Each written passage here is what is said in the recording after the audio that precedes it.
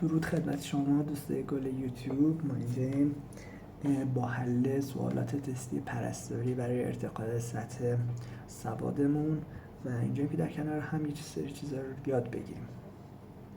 خب مستقیم میرم سر اصل مطلب. اولین سوال اینه: پوزیشن بیمار در آسیب و شکستگی های بینی کدام است؟ خب بهترین پوزیشن بین این 4 تا گزینه پوزیشن نیمه نشسته یا سمی فولرز پوزیشنه. اگه حالا انگلیسیش هم جای سوال اومد بدونیم و گوشمون آشنا باشه باش، چون تو پوزیشن نیمه نشسته خون وارد حلق کمتر میشه و از طریق دماغ خارج میشه. به خاطر همین بهترین پوزیشن نیمه نشسته است تو این نوع آسیب ها. خب در مورد سوال 2 که نوشته نقش اصلی سینوس‌ها کدام است، پاسخ صحیح گزینه دال میشه. سبکتر کردن استخوان‌های جمجمه، تقویت صدا و گرم مرطوب کردن هوا از اعمالیه که سینوس‌ها برای ما انجام میدن، ولی مهمترینشون همون سبکتر کردن استخوان‌های جمجمه است. گزینه ب هم که خط میخوره دیگه از هم اول کار. گزینه د درسته. خب سوال بعدی نوشته که نشانه های بیماری منیر کدامه؟ وزوز گوش، استفراغ، کاهش شنوایی، حملات سرگیجه دورانی، تهوع استفراغ، سرگیجه وزوز گوش، استفراغ، حملات سرگیجه دورانی، وزوز گوش و کاهش شنوایی. خب برای کسایی که نمیدونن بیماری منیر چجوری به وجود میاد؟ بیماری منیر در اثر افزایش فشار مایع آندولنف به وجود میاد. مایع آندولنف یه مایع داخل گوش داخلی ماست که کمک میکنه به حفظ تعادل ما و وقتی صدا میخوره به این مایع باعث این میشه که راحت‌تر برسه به مغزمون این صدا. و یه نشانه سه‌گانه داره. نشانه های سه‌گانه شامل حملات سرگیجه دورانی که بهش اصطلاحاً میگن ورتیگو، وزوز گوشه که بهش میگن تینوتوس و کاهش شنوایی که میشه هیرینگ لاس. میگردیم و توی این گزینه ها پیدا میکنیم. استفراغ که اصلا نبود، هر گزینه که استفراغ داره مثل گزینه ج و ب خط میخوره و الف همینطور. پس گزینه د درسته، حملات سرگیجه دورانی، وزوز گوش و کاهش شنوایی. خب سوال 4 راجع به اوتو اسکلروز پرسیده. من برای این اوتو اسکلروز یه رمز گذاشتم. ما چه چیزی رو اوتو میکنیم؟ اوتو داره اولش دیگه. خب لباس، رکابی هم یه نوع لباسه، داخلی ترین لباسی که ما میپوشیم، پس مربوط میشه به استخوان داخلی. چه ربطی داره؟ رکابی داره دیگه. گزینه د از بیماری‌های مهم گوش داخلیه که سبب درگیری استخوان رکابی میشه. چی رو اوتو میزنیم؟ رکابی. گزینه 4 درست. خب برای سوال 5 که از ما میخواد در سوختگی‌های چشم با مواد شیمیایی چه اقدامی رو انجام بدیم، به خود متن کتاب استناد میکنیم و میگیم که گزینه د درسته. رقیق کردن ماده شیمیایی در ابتدای حادثه، همونجور که براتون میذارم اینجای صفحه میتونید ببینید. خب تو سال بعدی نوشته که درد ناشی از حرکت گوش از علائم بارز کدوم بیماری؟ یعنی تو کدوم بیماریه که ما اگه گوشمون تکون بخوره، لاله گوشمون باعث ایجاد درد میشه؟ خب پاسخش میشه اوتیت خارجی دیگه. خارجی ترین قسمت گوش ما لاله گوشمونه و بیماری اوتیت خارجی هم که مجرای گوش رو درگیر میکنه باعث ایجاد این میشه که وقتی لاله گوش حرکت میکنه درد به وجود بیاد. پس لاله گوش خارجی ترین قسمت. چه بیماری اینو درگیر میکنه؟ اوتیت خارجی. اینجوری میتونید به یاد داشته باشید. خب سوال بعدی: آب سیاه یا گلوکوم گروه از بیماری‌های چشمی هستن که جا خالی که با چی مشخص میشن؟ خب پاسخ صحیح میشه گزینه ب. گروه از بیماری ها هستن که با افزایش فشار داخل چشمی مشخص میشن. فشار داخل چشمی نرمالش بین 12 تا 20 میلیمتر جیوه هستش. خب سوال بعدی پرسیده رتینوبلاستوما جزء کدوم یکی از بیماری های زیره، یعنی کدوم قسمت رو درگیر میکنه. خب همونجور که میدونیم رتینا میشه شبکیه، یعنی با دونستن همین دوتا گزینه خط میخوره، قرنیه و مشیمیه گزینه ب و ج رو ما خط میزنیم، میمونه لایه خارجی شبکیه و لایه داخلی شبکیه و استناد میکنیم به متن کتاب. همونجور که اینجا میبینید توی متن کتاب نوشته که تومور بدخیم لایه خارجی شبکیه هستش. یه اطلاعات اضافی هم بهمون داده که شایع ترین تومور داخل چشمی دوران کودکیه، این هم بدونیم بد نیست. خب سوال نهم راجع به کاتاراکت از ما پرسیده. کاتاراکت میشه هر نوع کدورت موجود در عدسی. 4 تا علامت خیلی مهم رو من الان براتون میگم. 1 کاهش تدریجی بیناییه که این معمولاً بدون التهاب و درد هستش.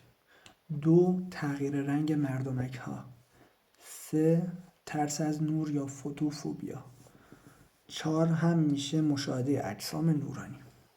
پس طبق این تعاریفی که داشتیم گزینه درست میشه ترس از نور، کدوم که جزء علائم کاتاراکت می باشد. ترس از نور یا فوتوفوبیا جزء علائم کاتاراکت. خب سوال 10 از عوارض ماستوئیدیت حاد فلج عصب زوج جاخالی می باشد. بین این زوجایی که نام برده زوج 7 مربوط به شنوایی می باشه.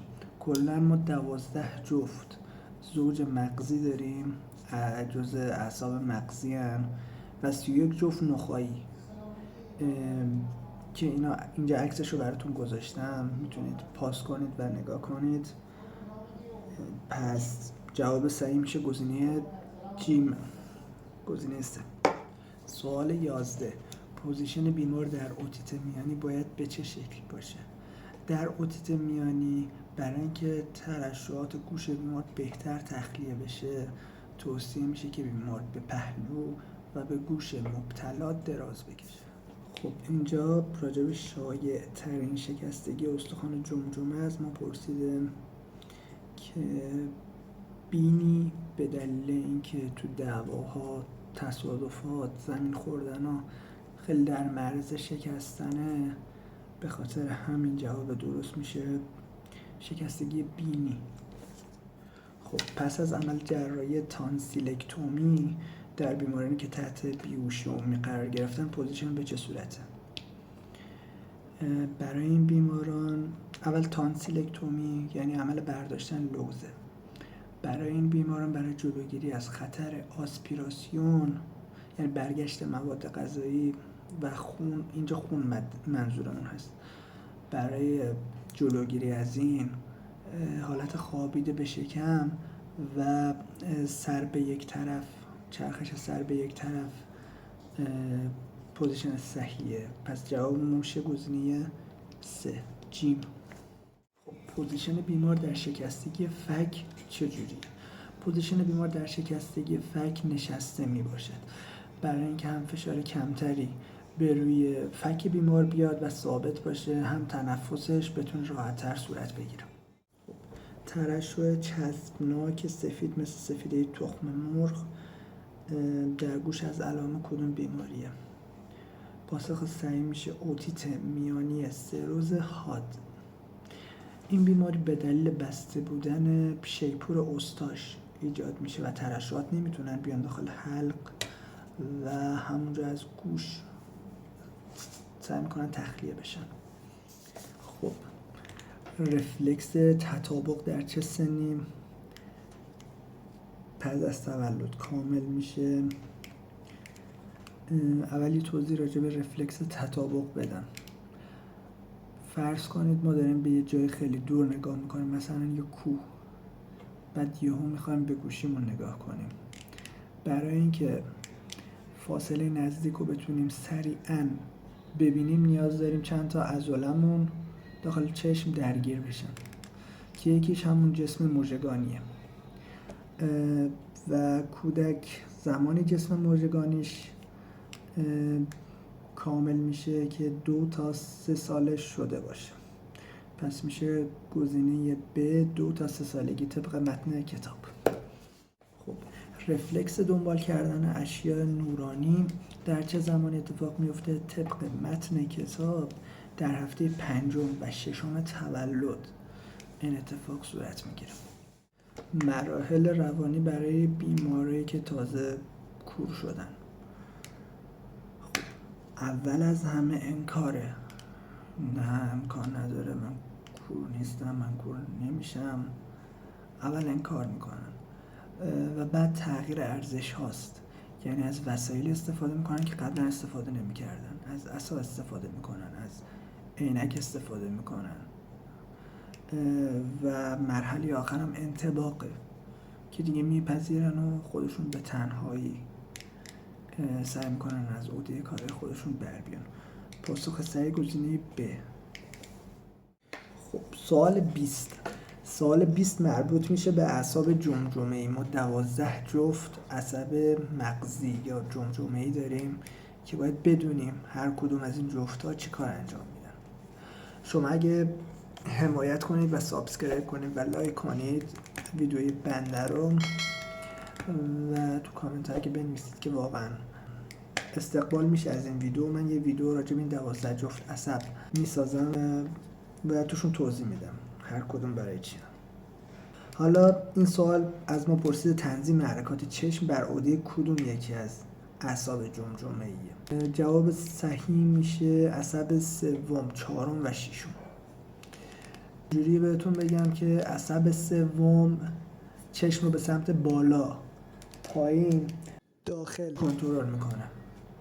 عصب چهارم به سمت پایین و خارج و عصب ششم به سمت فقط خارج چشم رو تکون میدن. پس گزینه صحیح شد جیم یا گزینه سه.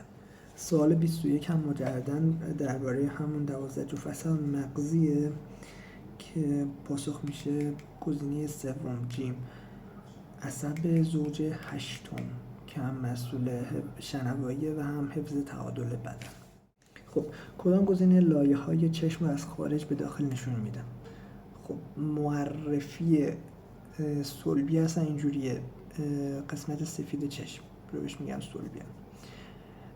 پس خارجی ترین لایه صلبیه میشه، بعدش که مشیمی است و داخلی ترین لایه شبکی است. خوبه که انگلیسی اینا هم یاد بگیریم که شاید سوال بیاد. صلبیه میشه اسکلرا، مشیمی کروید و شبکی رتینا میشه. پاسخ صحیح هم گزینه ب میشه. خب سوال نوشته که کدوم گزینه نادرسته، بریم تا هم بررسیشون کنیم. الف صلبی لایه خارجی چشم رو میسازه، درسته. اسکلرا یا صلبی لایه خارجی چشم رو میسازه. ب قرنیه فاقد عروق خونی، کاملا درسته. قرنیه هیچ عروق خونی نداره، برای اینکه شفاف بمونه و بتونه نور رو از خودش عبور بده عروق خونی نداره و از زلالیه و اینا مواد مورد نیازش رو تامین میکنه.